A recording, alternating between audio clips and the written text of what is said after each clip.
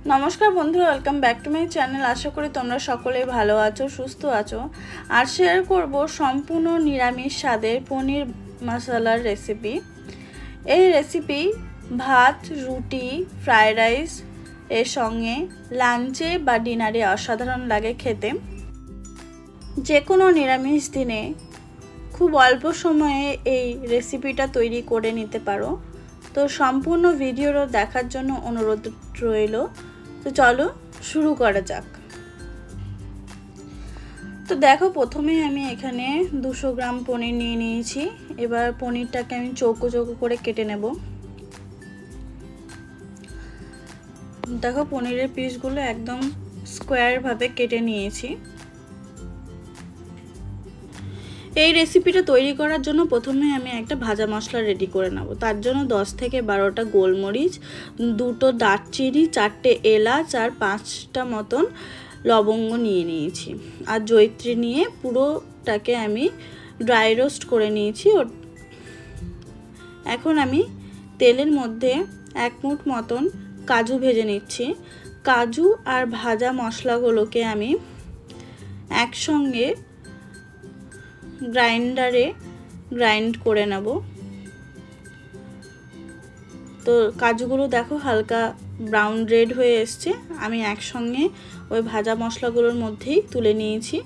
এখন আমি ওগুলোকে গ্রাইন্ড করে রেখে দেব। আর পনিরের টুকরোগুলোকে আমি এবার তেলের ওপর ভেজে নিচ্ছি।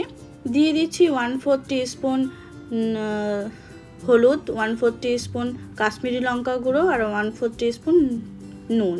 সবগুলোকে দিয়ে আমি পনিরগুলোকে ভেজে নিচ্ছি। ব্রাউন রেড হওয়া পর্যন্ত পনিরগুলোকে ভেজে নিয়ে আমি একটা পাত্রে পনিরগুলোকে তুলে রেখে দিচ্ছি।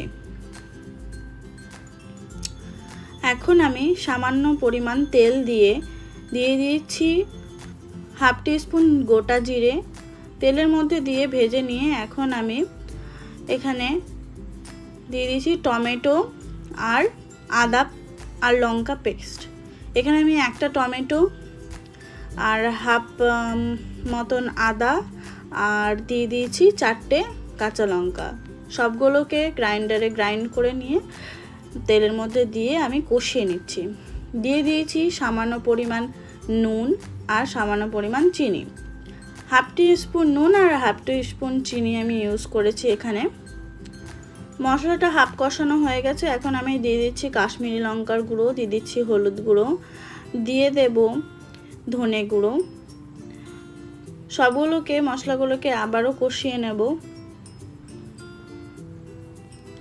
এখন আমি দিয়ে দিচ্ছি ড্রাই রোস্ট করে গ্রাইন্ড করে রাখা মশলা আর ওই কাজুর পেস্টটাকে। সবগুলোকে দিয়ে আমি আবারও একটু কষিয়ে নিচ্ছি। তো মশলার তেল ছেড়ে আসছে দেখতে পাচ্ছ। এখন আমি দিয়ে দিচ্ছি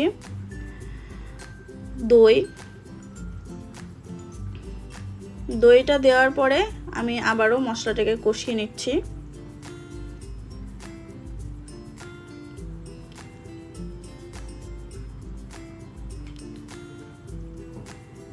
যখন দেখব মশলার হালকা হালকা তেল ছেড়ে আসছে তখন আমি দিয়ে দিচ্ছি কস্তুরি মেথি।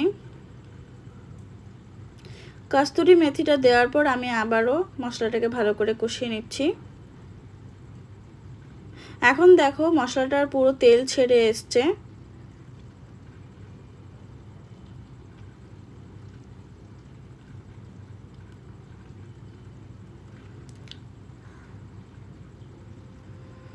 এখন আমি দিয়ে দিচ্ছি 1/2 কাপ মতন জল। এখানে গরম জল ইউজ করেছি আমি।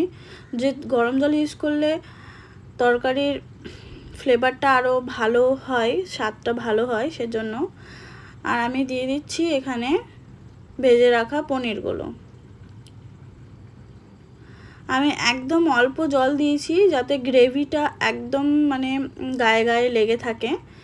তারপরে একটু ফুটিয়ে নিয়েছি। তো দেখো গ্রেভিটা একদম গায়ে গায়ে লেগে এসছে।